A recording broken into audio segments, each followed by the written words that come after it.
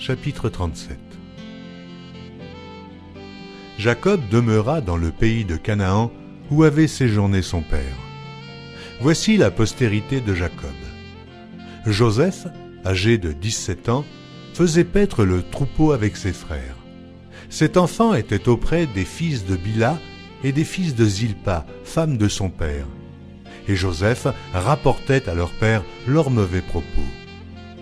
Israël aimait Joseph plus que tous ses autres fils, parce qu'il l'avait eu dans sa vieillesse, et il lui fit une tunique de plusieurs couleurs. Ses frères virent que leur père l'aimait plus que tous, et ils le prirent en haine. Ils ne pouvaient lui parler avec amitié.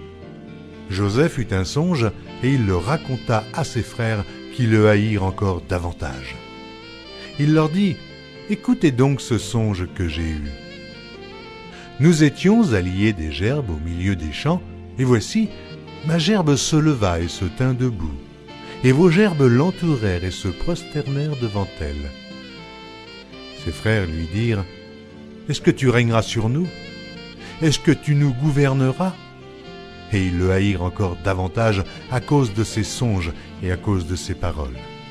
Il eut encore un autre songe, et il le raconta à ses frères. Il dit : « J'ai eu encore un songe, et voici, le soleil, la lune et 11 étoiles se prosternaient devant moi. » Il le raconta à son père et à ses frères. Son père le réprimanda et lui dit : « Que signifie ce songe que tu as eu ? Faut-il que nous venions, moi, ta mère et tes frères, nous prosterner en terre devant toi ?» Ses frères eurent de l'envie contre lui. Mais son père garda le souvenir de ces choses.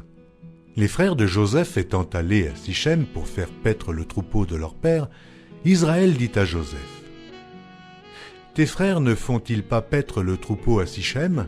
Viens, je veux t'envoyer vers eux. » Et il répondit : « Me voici. » Israël lui dit : « Va, je te prie, et vois si tes frères sont en bonne santé, et si le troupeau est en bon état.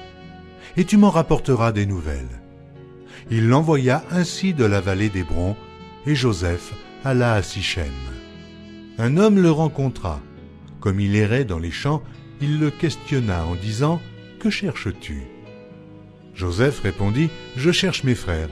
Dis-moi, je te prie, où ils font paître leur troupeau. » Et l'homme dit : « Ils sont partis d'ici, car je les ai entendus dire : Allons à Dothan. » Joseph alla après ses frères, et il les trouva à Dothan. Ils le virent de loin, et, avant qu'il fût près d'eux, ils complotèrent de le faire mourir. Ils se dirent l'un à l'autre : « Voici le faiseur de songes qui arrive. Venez maintenant, tuons-le, et jetons-le dans une des citernes. Nous dirons qu'une bête féroce l'a dévoré, et nous verrons ce que deviendront ses songes. » Ruben entendit cela, et il le délivra de leurs mains. Il dit : « Ne lui ôtons pas la vie. » Ruben leur dit : « Ne répandez point de sang. Jetez-le dans cette citerne qui est au désert, et ne mettez pas la main sur lui. » Il avait dessein de le délivrer de leurs mains pour le faire retourner vers son père. Lorsque Joseph fut arrivé auprès de ses frères, ils le dépouillèrent de sa tunique, de la tunique de plusieurs couleurs qu'il avait sur lui. Ils le prirent et le jetèrent dans la citerne. Cette citerne était vide. Il n'y avait point d'eau. Ils s'assirent ensuite pour manger. Ayant levé les yeux, ils virent une caravane d'Ismaélites venant de Galaad. Leurs chameaux étaient chargés d'aromates, de baume et de myrrhe, qu'ils transportaient en Égypte. Alors Juda dit à ses frères : « Que gagnerons-nous à tuer notre frère et à cacher son sang ? Venez, vendons-le aux Ismaélites et ne mettons pas la main sur lui, car il est notre frère, notre chair. » Et ses frères l'écoutèrent. Au passage des marchands madianites, ils tirèrent et firent remonter Joseph hors de la citerne. Et ils le vendirent pour 20 cycles d'argent aux Ismaélites, qui l'emmenèrent en Égypte. Ruben revint à la citerne, et voici, Joseph n'était plus dans la citerne. Il déchira ses vêtements, retourna vers ses frères et dit : « L'enfant n'y est plus, et moi, où irai-je » Ils prirent alors la tunique de Joseph et, ayant tué un bouc, ils plongèrent la tunique dans le sang. Ils envoyèrent à leur père la tunique de plusieurs couleurs en lui faisant dire « Voici ce que nous avons trouvé. Reconnais si c'est la tunique de ton fils ou non. » Jacob la reconnut et dit « C'est la tunique de mon fils. » Une bête féroce l'a dévoré. Joseph a été mis en pièces et il déchira ses vêtements. Il mit un sac sur ses reins et il porta longtemps le deuil de son fils. Tous ses fils et toutes ses filles vinrent pour le consoler, mais il ne voulut recevoir aucune consolation. Il disait « C'est en pleurant que je descendrai vers mon fils au séjour des morts. » Et il pleurait son fils. Les Madianites le vendirent en Égypte à Potiphar, officier de Pharaon, chef des gardes. Chapitre 38. En ce temps-là, Juda s'éloigna de ses frères et se retira vers un homme d'Adulam, nommé Hira. Là, Juda vit la fille d'un Cananéen nommé Shua. Il la prit pour femme et alla vers elle. Elle devint enceinte et enfanta un fils qu'elle appela Er. Elle devint encore enceinte et enfanta un fils qu'elle appela Onan. Elle enfanta de nouveau un fils qu'elle appela Shéla. Juda était à Zib quand elle l'enfanta. Juda prit pour Er, son premier-né, une femme nommée Tamar. Er, premier-né de Juda, était méchant aux yeux de l'Éternel, et l'Éternel le fit mourir. Alors Juda dit à Onan, « Va vers la femme de ton frère. Prends-la comme beau-frère et suscite une postérité à ton frère. » Onan, sachant que cette postérité ne serait pas à lui, se souillait à terre lorsqu'il allait vers la femme de son frère, afin de ne pas donner de postérité à son frère. Ce qu'il faisait déplut à l'Éternel, qui le fit aussi mourir. Alors Juda dit à Tamar, sa belle-fille, « Demeure veuve dans la maison de ton père, jusqu'à ce que Shéla, mon fils, soit grand. » Il parlait ainsi dans la crainte que Shéla ne mourût comme ses frères. Tamar s'en alla, et elle habita dans la maison de son père. Les jours s'écoulèrent, et la fille de Shua, femme de Juda, mourut. Lorsque Juda fut consolé, il monta à Timna, vers ceux qui tondaient ses brebis, lui et son ami Hira, l'Adulamite. On en informa Tamar et on lui dit « Voici ton beau-père qui monte à Timna pour tondre ses brebis. » Alors elle ôta ses habits de veuve, elle se couvrit d'un voile et s'enveloppa, et elle s'assit à l'entrée d'Énaïm sur le chemin de Timna, car elle voyait que Shéla était devenu grand, et qu'elle ne lui était point donnée pour femme. Juda la vit et la prit pour une prostituée, parce qu'elle avait couvert son visage. Il l'aborda sur le chemin et dit « Laisse-moi aller vers toi », car il ne connut pas que c'était sa belle-fille. Elle dit « Que me donneras-tu pour venir vers moi ?» Il répondit « Je t'enverrai un chevreau de mon troupeau. » Elle dit « Me donneras-tu un gage jusqu'à ce que tu l'envoies ?»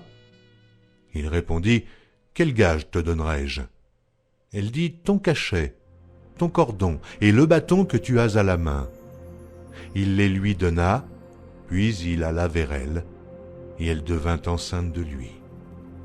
Elle se leva et s'en alla. Elle ôta son voile et remit ses habits de veuve. Juda envoya le chevreau par son ami l'Adulamite pour retirer le gage des mains de la femme, mais il ne la trouva point. Il interrogea les gens du lieu en disant « Où est cette prostituée qui se tenait à Énaïm sur le chemin ?» Ils répondirent « Il n'y a point eu ici de prostituée. » Il retourna auprès de Juda et dit « Je ne l'ai pas trouvée. » Et même les gens du lieu ont dit « Il n'y a point eu ici de prostituée. » Juda dit « Qu'elle garde ce qu'elle a. Ne nous exposons pas au mépris. Voici, j'ai envoyé ce chevreau et tu ne l'as pas trouvé. » Environ 3 mois après, on vint dire à Juda « Tamar, ta belle-fille, s'est prostituée, et même la voilà enceinte à la suite de sa prostitution. » Et Juda dit « Faites-la sortir et qu'elle soit brûlée. » Comme on l'amenait dehors, elle fit dire à son beau-père « c'est de l'homme à qui ces choses appartiennent que je suis enceinte. Reconnais, je te prie, à qui sont ce cachet, ces cordons et ce bâton. » Judas les reconnut et dit, « Elle est moins coupable que moi, puisque je ne l'ai pas donnée à Shéla, mon fils. » Et il ne la connut plus. Quand elle fut au moment d'accoucher, voici, il y avait 2 jumeaux dans son ventre. Et pendant l'accouchement, il y en eut un qui présenta la main. La sage-femme la prit et y attacha un fil cramoisi en disant, « Celui-ci sort le premier. » Mais il retira la main et son frère sortit. Alors la sage-femme dit, « Quelle brèche as-tu faite ?» Et elle lui donna le nom de Pérette. Ensuite sortit son frère qui avait à la main le fil cramoisi, et on lui donna le nom de Zérach. Chapitre 39. On fit descendre Joseph en Égypte, et Potiphar, officier de Pharaon, chef des gardes égyptiens, l'acheta des Ismaélites qu'il y avait fait descendre. L'Éternel fut avec lui, et la prospérité l'accompagna. Il habitait dans la maison de son maître l'Égyptien. Son maître vit que l'Éternel était avec lui, et que l'Éternel faisait prospérer entre ses mains tout ce qu'il entreprenait. Joseph trouva grâce aux yeux de son maître, qui l'employa à son service, l'établit sur sa maison et lui confia tout ce qu'il possédait. Dès que Potiphar l'eut établi sur sa maison et sur tout ce qu'il possédait, l'Éternel bénit la maison de l'Égyptien à cause de Joseph. Et la bénédiction de l'Éternel fut sur tout ce qui lui appartenait, soit à la maison, soit au champ. Il abandonna aux mains de Joseph tout ce qui lui appartenait, et il n'avait avec lui d'autre soin que celui de prendre sa nourriture. Or Joseph était beau de taille et beau de figure. Après ces choses, il arriva que la femme de son maître porta les yeux sur Joseph et dit, « Couche avec moi. » Il refusa et dit à la femme de son maître, « Voici mon maître, ne prends avec moi connaissance de rien dans la maison. » Et il a remis entre mes mains tout ce qui lui appartient. Il n'est pas plus grand que moi dans cette maison, et il ne m'a rien interdit, excepté toi, parce que tu es sa femme. Comment ferais-je un aussi grand mal et pécherais-je contre Dieu? Quoiqu'elle parlât tous les jours à Joseph, il refusa de coucher auprès d'elle et d'être avec elle. Un jour qu'il était entré dans la maison pour faire son ouvrage, et qu'il n'y avait là aucun des gens de la maison, elle le saisit par son vêtement en disant « Couche avec moi !» Il lui laissa son vêtement dans la main et s'enfuit au dehors. Lorsqu'elle vit qu'il lui avait laissé son vêtement dans la main et qu'il s'était enfui dehors, elle appela les gens de la maison et leur dit « Voyez, il nous a amené un Hébreu pour se jouer de nous. Cet homme est venu vers moi pour coucher avec moi, mais j'ai crié à haute voix. Et quand il a entendu que j'élevais la voix et que je criais, il a laissé son vêtement à côté de moi et s'est enfui dehors. » Et elle posa le vêtement de Joseph à côté d'elle jusqu'à ce que son maître rentrât à la maison. Alors elle lui parla ainsi. « L'esclave hébreu que tu nous as amené est venu vers moi pour se jouer de moi. Et comme j'ai élevé la voix et que j'ai crié, il a laissé son vêtement à côté de moi et s'est enfui dehors. » Après avoir entendu les paroles de sa femme qui lui disait « Voilà ce que m'a fait ton esclave », le maître de Joseph fut enflammé de colère. Il prit Joseph et le mit dans la prison, dans le lieu où les prisonniers du roi étaient enfermés. Il fut là, en prison. L'Éternel fut avec Joseph, et il étendit sur lui sa bonté. Il le mit en faveur aux yeux du chef de la prison. Et le chef de la prison plaça sous sa surveillance tous les prisonniers qui étaient dans la prison, et rien ne s'y faisait que par lui. Le chef de la prison ne prenait aucune connaissance de ce que Joseph avait en main, parce que l'Éternel était avec lui. Et l'Éternel donnait de la réussite à ce qu'il faisait. Chapitre 40. Après ces choses, il arriva que l'échanson et le panetier du roi d'Égypte offensèrent leur maître, le roi d'Égypte. Pharaon fut irrité contre ces deux officiers, le chef des échansons et le chef des panetiers. Et il les fit mettre dans la maison du chef des gardes, dans la prison, dans le lieu où Joseph était enfermé. Le chef des gardes les plaça sous la surveillance de Joseph, qui faisait le service auprès d'eux, et ils passèrent un certain temps en prison.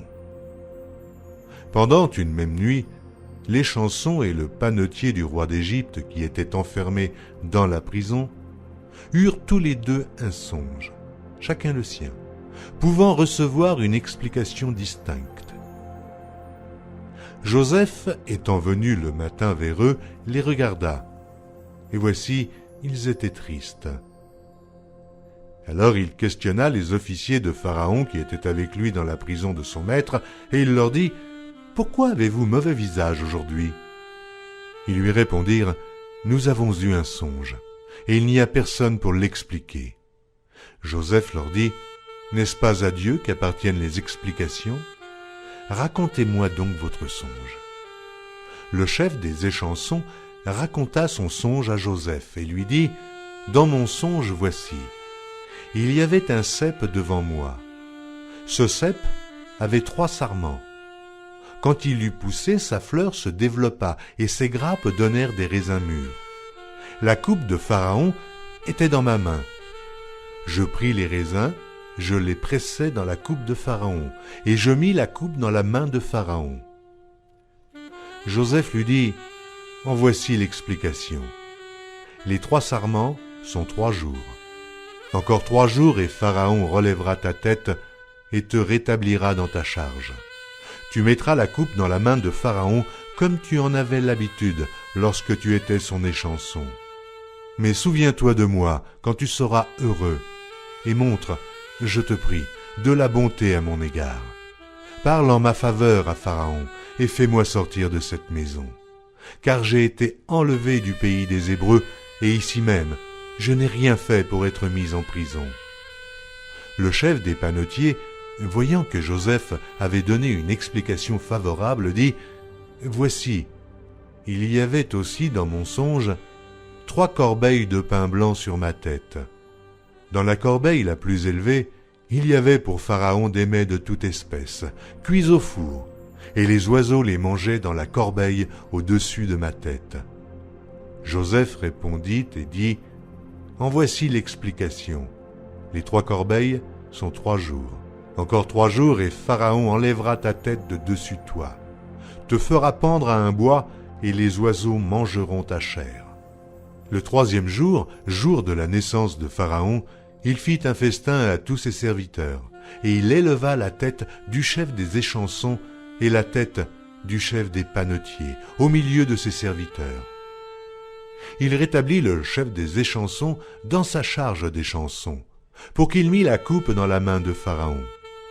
Mais il fit pendre le chef des panetiers selon l'explication que Joseph leur avait donnée. Le chef des échansons ne pensa plus à Joseph, il l'oublia.